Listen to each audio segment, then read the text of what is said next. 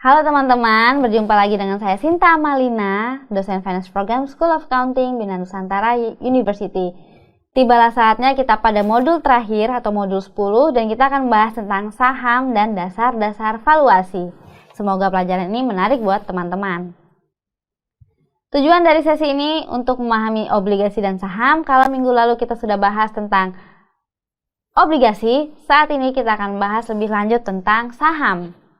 Ada 3 capaian pembelajaran, yaitu memahami karakteristik saham, mengidentifikasi jenis-jenis saham biasa, memahami pendekatan valuasi saham. Nah, bagaimana sih saham itu? Saham sebagai instrumen pasar modal. Saham merupakan instrumen pasar modal yang sering diperdagangkan. Ada 2 tipe saham, saham biasa atau common stock dan saham preferred atau preferred stock. Ekuitas itu mempunyai beberapa karakteristik. 1, bersifat kepemilikan. Misal, teman-teman membeli saham yang sudah dijual di publik. Nah, ketika teman-teman membeli saham ini, artinya teman-teman memiliki perusahaan tersebut. Sehingga ketika perusahaan ini melakukan rapat, teman-teman bisa diundang dalam rapat umum pemegang saham. Sehingga teman-teman memiliki suara di manajemen dan tidak mempunyai jatuh tempo seperti obligasi.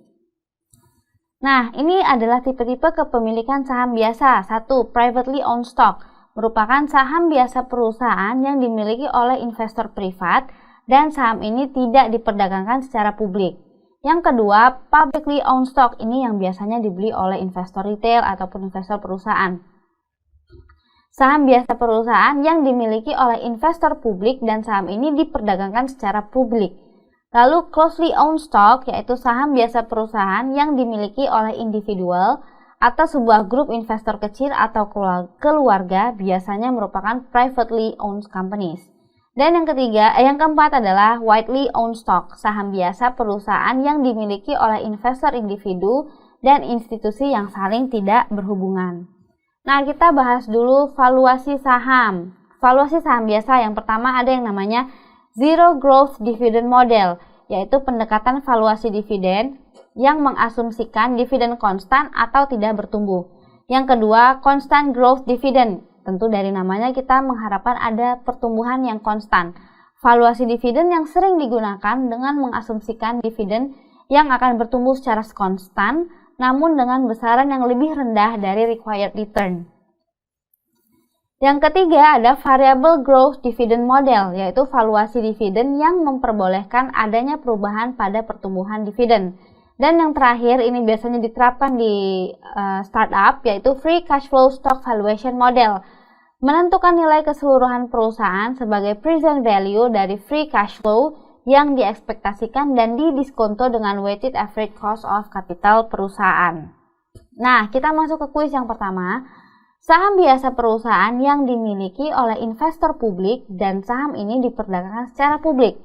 Merupakan pengertian dari A. Publicly owned stock, B. Privately owned stock, C. Widely owned stock, dan D. Preferred stock. Kuis yang kedua, berikut adalah valuasi saham kecuali Zero Growth Dividend Model, Variable Growth Dividend Model, Bond Valuation, dan yang terakhir Constant Growth Dividend Model.